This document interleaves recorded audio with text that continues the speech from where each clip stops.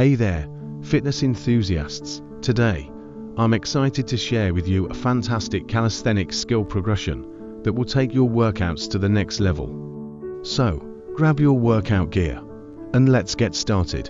First up, we'll be working on our handstand push-ups. But instead of starting with regular handstand push-ups, let's try something a little different, the wall-assisted handstand push-up. Start by placing your hands on the wall and pushing up until your arms are fully extended. Then, lower down until your elbows are at a 90-degree angle.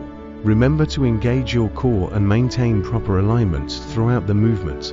Next on our list is the pull-up progression. Begin by practicing dead hang pull-ups from a box. This simple exercise will help you build the strength needed for more advanced pull-ups.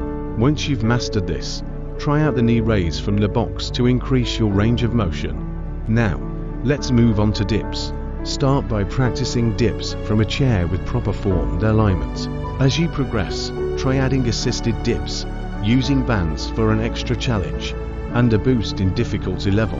Last but not least, let's work on our squat technique. Make sure to keep your chest up and knees out over toes throughout the movement. If necessary, use a box to help you maintain good form and prevent any injuries.